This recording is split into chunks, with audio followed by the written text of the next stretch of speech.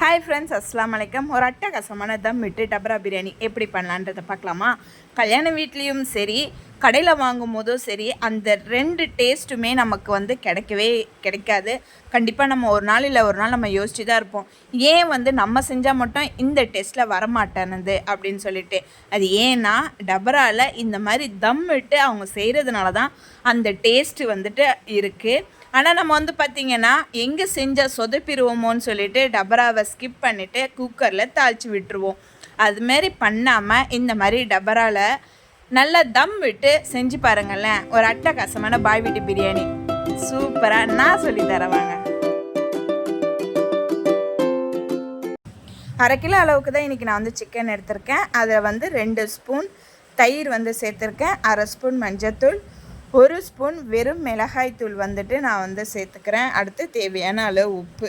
இது எல்லாமே சேர்த்துட்டு பிரியாணி செய்கிறதுக்கு முன்னாடியே இதெல்லாமே ரெடி பண்ணி வச்சுக்கோங்க. இந்த சிக்கனில் இந்த மாதிரி நல்லா மசாலா பெரட்டி அதை மூடி ஓரமாக வச்சுருங்க. இந்த மாதிரி செய்கிறதுனால இது ரொம்பவே டேஸ்ட்டாக இருக்கும், சக்கை மாதிரி இருக்காது பிரியாணியில்.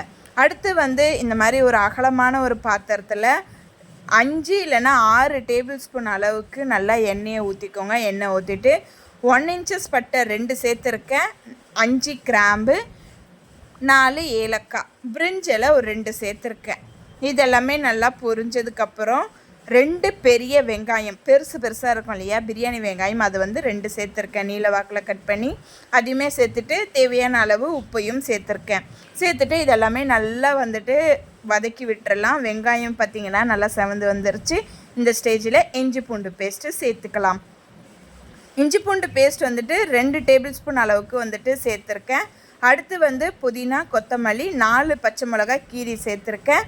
தக்காளி பார்த்திங்கன்னா 2 பெரிய தக்காளி தான், அதுவுமே நீல வாக்கில் சேர்த்துருக்கேன். தக்காளி இந்த மாதிரி முக்கால்வாசி குக் ஆனதுக்கப்புறம் நம்ம மசாலா போட்டு வச்சோம் இல்லையா கறி, அடுத்து அதையுமே சேர்த்துக்கலாம். சேர்த்துட்டு நல்லா தக்காளி வெங்காயத்தோடு நல்லா கிளறி விடுங்க. இந்த மாதிரி நல்லா கிளறி விட்டுடலாம். அதுக்கப்புறமா மசாலா ஐட்டம்ஸ் எல்லாம் சேர்த்துக்கலாம். 2 ஸ்பூன் வெறும் மிளகாய்த்தூள், 1/2 ஸ்பூன் மஞ்சத்தூள், 1 ஸ்பூன் பிரியாணி மசாலா நான் சேர்த்துருக்கேன். உங்ககிட்ட இல்லைன்னா ஸ்கிப் பண்ணிக்கலாம், ஒன்றும் பிரச்சனை இல்லை. 3 டேபிள் ஸ்பூன் அளவுக்கு தயிரையும் நான் சேர்த்துக்கிறேன். இதெல்லாம் சேர்த்துட்டு நல்லா கிளறி விட்டுடலாம். இப்போ அரிசி பார்த்திங்கன்னா பிரியாணி அரிசிக்கு எப்போவுமே 1க்கு 1.5 டம்ளர் 1 டம்ளர் அரிசிக்கு 1 டம்ளர் தண்ணி எடுத்துக்கணும். அப்போ தான் அரிசி உடையாமல் சாதம் குலையாமல் இருக்கும். அந்த மெஷர்மெண்ட்டில் நான் இன்றைக்கி தண்ணி எடுத்திருக்கேன். அதை இதுலேயுமே சேர்த்துக்கலாம். வீடியோவை ஃபுல்லாக ஸ்கிப் பண்ணாமல் பாருங்கள். அதே மாதிரி பயப்படாமல் செய்யுங்க, கண்டிப்பாக நல்லா வரும். இந்த மாதிரி தம் விட்டு செஞ்சு பாருங்களேன், டேஸ்ட்டும் ரொம்பவே சூப்பராக இருக்கும். அப்படியே மறக்காமல் சேனலை சப்ஸ்கிரைப் பண்ணிவிட்டு பக்கத்தில் இருக்க பெல் ஐக்கனையும் கிளிக் பண்ணிக்கோங்க. தண்ணி நல்லா கொதிச்சிருச்சு. இப்போ அரிசி சேர்த்துக்கலாம். அரிசி நல்லா சேர்த்துட்டு நல்லா கிளறி விட்டுட்டு ஒரு டைம் செக் பண்ணிக்கோங்க, உப்பு காரம் எல்லாமே கரெக்டாக இருக்குதான்னுட்டு.